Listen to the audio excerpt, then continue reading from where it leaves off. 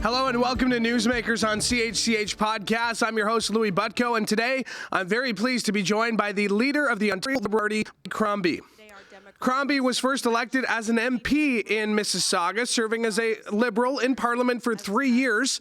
In 2011, she was elected as a city councillor, but was endorsed by Hazel McCallion to replace her as mayor, which she eventually won, and then won 2 more terms in 2018 and 2022, increasing her share of the vote each time.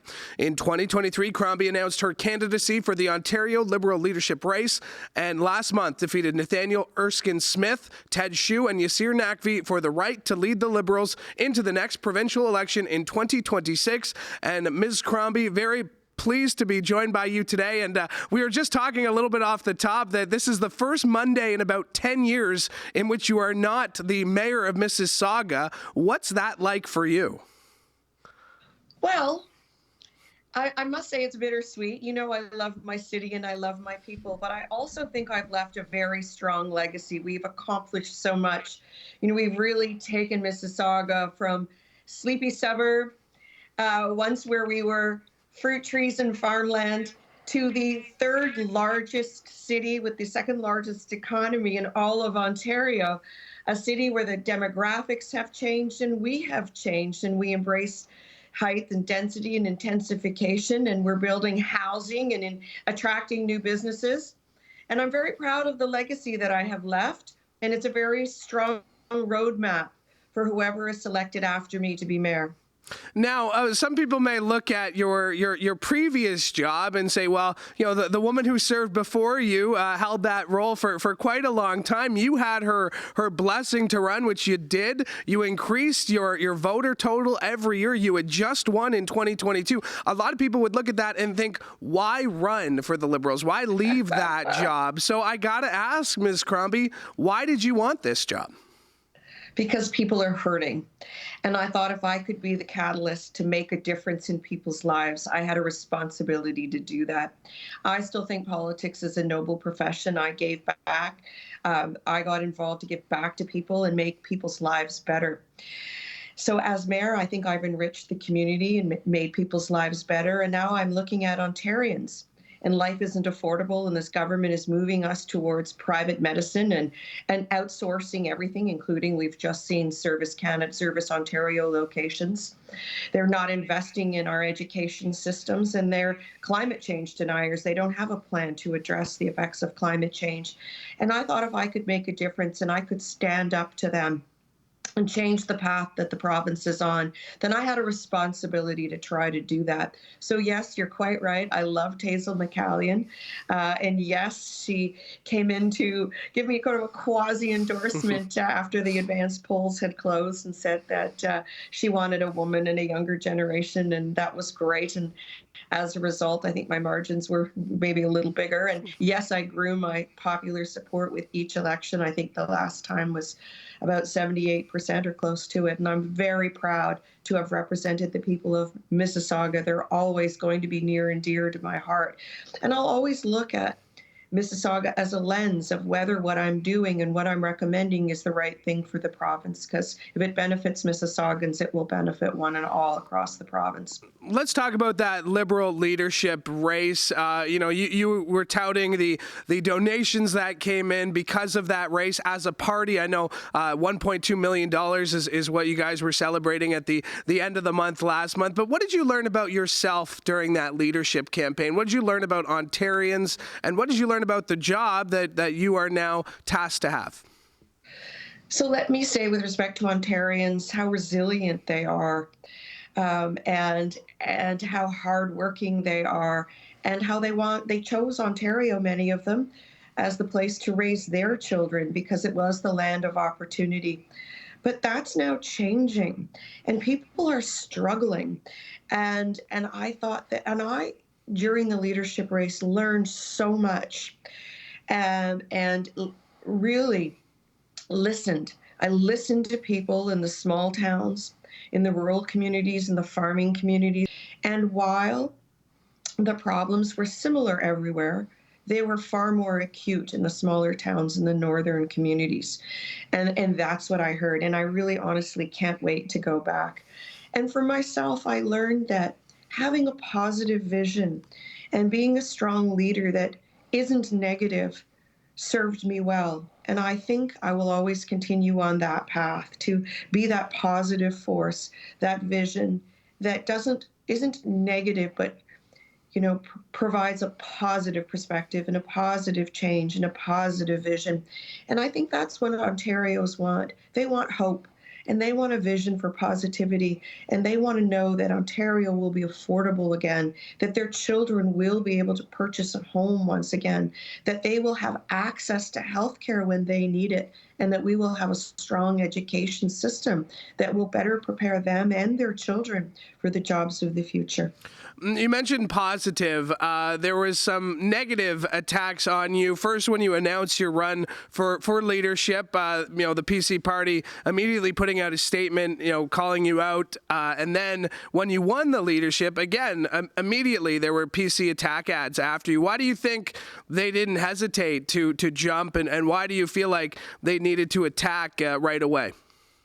I think they're concerned, and they rightly should be concerned, because I think I am a threat to them. I think they know that I'm very popular. I have great name recognition across the province, like the Premier, who's very good at retail politics. So am I. And they're failing. They're floundering, and they don't have a path forward. This is a government that's driving in reverse. And of course, they yield to negativity because that's all they've got at this point. So I think what they're doing is a cover for their own errors. They're attacking me because they have no positive vision. So what we will do as a team is we will provide that very positive direction forward. We will prove to Ontarians that we are a very competent, viable, positive alternative that is trustworthy and ethical, and that we have integrity. Liberalism has been re-energized. The Liberal Party is back. You mentioned the Liberal Party is back, and looking at the numbers, with 9 of 124 seats at Queen's Park, it's not quite back. So how do you, in your role now, in the next 2 years leading up to 2026, make the Liberal Party relevant again? Because again, 9 seats is not even official party status. What's your plan to reinvent the Liberal Party and make them a popular option come 2026? To engage, to inspire, to be on the ground, to lead, and to listen. I plan to be on the road a lot, meeting people and listening to them and their plights and their stories, and determining how I can help them, how I can make their lives better. When I got into politics, I made it my mantra each and every day. What am I going to do today to improve people's lives for the better? How will I make lives better? And that's what we will do at the grassroots level. We will act. We will be there. We will be present. There are a couple of things that my fellow colleagues, my counselor, said about me when I was leaving. And I must say I was very humbled what they learned. And they said that I was present on the ground, that I listened, that I was compassionate, and then, of course, that I had a lot of energy. So all very positive things. And I was very humbled by their praise. And we built up some great long-lasting friendships. We have a lot of collegiality. But from what they observed, I think those are the qualities that will serve Ontarians well as well. Somebody who's engaged, who is present, who will listen, who is compassionate and kind, who wants to present a vision of positivity for them to improve their lives, make their lives more affordable, allow their children once again to realize that dream of home ownership. Having healthcare that's accessible to them when they need it, having a strong education system and a plan to address climate change. I see these as the most vital issues. I want to build our economy and make us stronger, just as I've done here in Mississauga. That focus on attracting business and growing our economy here in Mississauga to create jobs, creates prosperity, and allows everyone to thrive. And that would be my same focus as a leader and as a premier. Now, obviously, you don't have a seat at Queen's Park, but if you did, if you had a chance to ask Doug Ford a question in question period, what would you say? February 17th, you get an opportunity to say something. What would your question be? Premier, you've misled the people of Ontario. They've placed their faith and their trust in you, and you've broken their trust. You've broken their confidence. You've shown that you are not a leader with integrity by reversing every decision you have made. You haven't consulted the people of Ontario. The time is now to resign. The people have lost their confidence in you. You don't have a path forward. You are under investigation by the RCMP and being probed by ethics and integrity commissioners. How do you intend to lead the province of Ontario and the people of Ontario under so much scrutiny? What is your plan to leave the province in better hands? When will you resign? Well, you did not hold back with that question, Ms. Crombie. Let's talk about some of his broken promises, one which affected your region as you were mayor, and that being the the reversal on the Peel governance decision. What did you make of that situation as the mayor of Mississauga, as somebody who was there up close and personal? What did you make of Premier Ford's reversal on that decision? So there are a lot of things that the Premier and I disagree about. But the one thing we do agree on is efficiency in government, cutting red tape, duplication, making government run more efficiently and affordably, and certainly having a second layer of government where you're duplicating infrastructure in various departments and jobs. Anecdotally, you know that would take, that is defined as duplication, red tape, bureaucracy, and additional cost. And clearly there would be cost savings to each of the municipalities should each of them have the ability to stand on their own 2 feet, that the third largest city in the province should stop subsidizing the fourth largest city so that those tax dollars could be invested in their own city. That's the right thing to do, and he knows that, and he made that commitment to us, to the people of Mississauga, to the people of Peel, and to my predecessor, the iconic and beloved Hazel McCallion, and he said so publicly when he eulogized her at her funeral. So it's another broken promise. And that said, there has been a lot of movement with the transition board that he appointed, and I have a lot of confidence in. These are professional people that are tasked to do a job, and they understand the challenges. And I suggest that they be instructed to do their homework, as Hazel McCallion always said, do your homework, and that's something this government doesn't do. They make announcements and then go back and realize they've done the wrong thing because they didn't do their due diligence, didn't study it, and didn't do their homework. So let the transition board do their work to analyze where the efficiencies are, where the cost savings would be, how to cut red tape and eliminate duplication and bureaucracy. Let them do that work, as they have already begun. They've already announced that they're going to bring to the lower tier planning and roads. That'll save Mississauga about $84 million a year. Imagine. That they will likely put wastewater into a service agency so it can be run by an outside board. Again, huge cost savings, but yet seamless delivery of service to our residents. And then the next task at hand would have been to look at health and human services. That work should continue and will continue. So this is really just phase one. This is phase one. If the transition board continues their work and proves they can create the business case to show that all three municipalities will be far better off in the long run without a second layer of government and all that duplication of cost, duplication of jobs, red tape. I mean, the Premier wants us to build housing. It's a second layer of approvals, second layer of analysis just to build more housing by approving our plans once at the city, then going up to the region to have the other municipalities buy in, and another set of staff, another set of planners, another set of transit and public works look at those plans and approve them a second time. Imagine the waste. Imagine the savings that could be generated and the time, the efficiency of time. We could speed up the approval process and build housing faster. That's everyone's goal. You know, this has been an outdated model created by Bill Davis to help the city of Brampton grow. We've done that.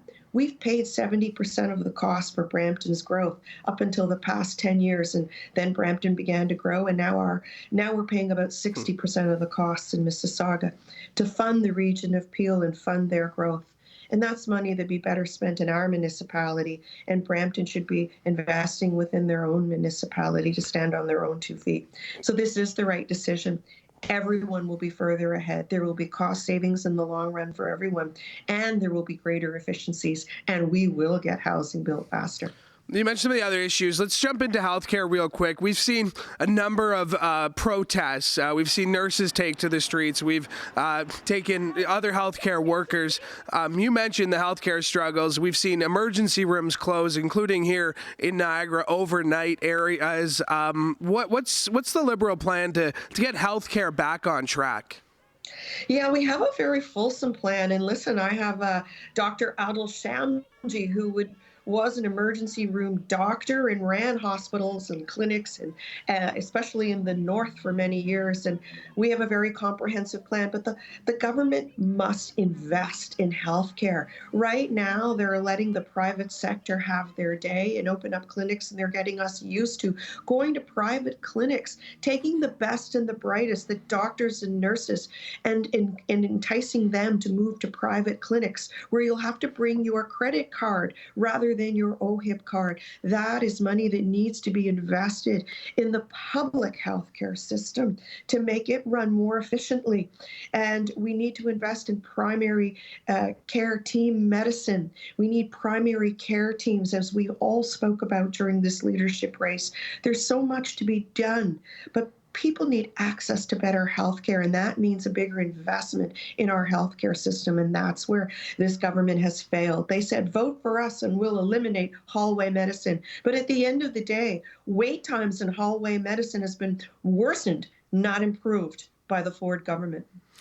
Let's look ahead to 2026. It seems like it's a far ways away, but I know for you and your party and your leadership team, it's coming up quick, that being 2026. What is your plan for the next 2 years? You mentioned traveling to every corner of this province. Will you run in a by-election if one comes up, maybe in the Mississauga area? What's your plan for the next 2 years? Well, certainly I'll run in a by-election if it's logical. I mean, I am the mayor of Mississauga, so if there's one in Mississauga or in the GTA, I would certainly consider it. But my plan is to rebuild the party, starting with the grassroots, being present in all the small towns and northern communities. And I'm just looking at my travel schedule now, meeting with Ontario Liberal Party officials and, working very closely with them and my team and my colleagues at Queen's Park. We meet regularly on Tuesdays. We meet delighted. We exceeded the set, and we're skeptics that we could raise that kind of money, but I put my mind to it, and I made sure we not only met that goal, but we exceeded it, and we're going to continue to fundraise at that pace. And of course, then there are candidates to nominate. I have gotten calls and emails and text messages from some of the best and brightest people I've ever met who want to stand for the Ontario Liberal Party in the next election. So there are a lot of people to vet and meet with, a lot of riding associations to meet with, a lot of community groups at the local level to meet with. So there's a lot of work to be done between now and June 2026. Now, I asked this question to NDP leader Marit Stiles last week. Last year, or the 2022 election had a 43.53% turnout rate. That was the lowest ever in an Ontario election. What is the Liberal plan to get voters more engaged, particularly young voters, those 18 to 40-year-olds, 18 to 45, who may be disenfranchised by politics? What is your plan to get A, voter turnout, and B, youth voter turnout out for your party? It's a conundrum. Louie, you're quite right. Voter turnout is on the decline, but people do vote when they're engaged, and they do vote when we're inspired. And what I do know is they vote handedly to vote out a government. And we've seen that in the past, and I expect we're going to see that in 2026. People are tired of this corrupt government that has turned their backs on average Ontarians. So I know they're going to come out and vote.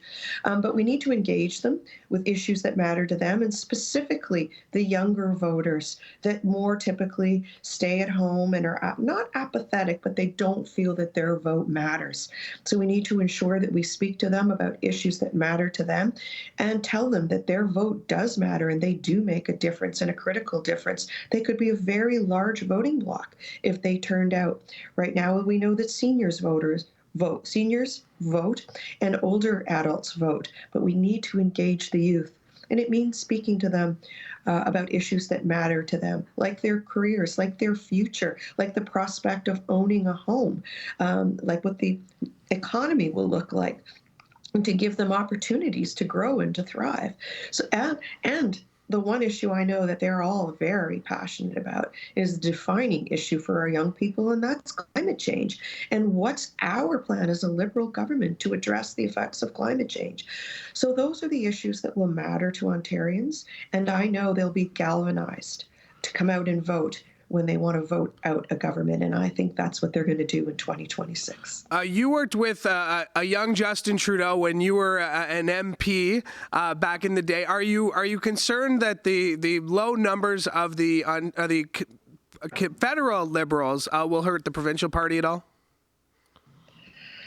So, not at all. I mean, certainly there will be a different election cycle. The federal's government will go to an election in 2025, and ours is in 2026. And you know what? I'm focused on my own issues. We're a different party. We deal with different issues that matter to Ontarians, like affordable housing, generally, affordability generally, like healthcare, making it accessible to them when they need it, seniors care, addressing the needs of our seniors, education, climate change. Those are the issues I'm focused on. Federal government are focused on different issues as well, and their election cycle will be different.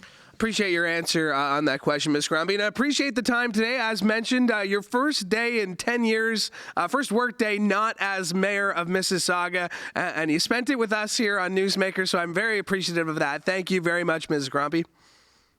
Thank you for having me today, Louie, and have a great day. I'm feeling refreshed and emboldened and really exhilarated. This is going to be a great challenge, and I'm up for it. Liberals are back. Best of luck. There you go. Ms. Crombie, my thanks to her for joining me. And one more time, Doug Ford, I have reached out. I am still awaiting your reply, but you are more than welcome to join us this month as we check in with the Ontario leaders and their respective parties. But there's the invitation there for you, Mr. Ford. All right. Once again, thanks for joining us. My thanks to Laura Brody for directing today's show. Make sure to like and subscribe. From all of us here at CHCH, I'm Louie Butko. Have a great day.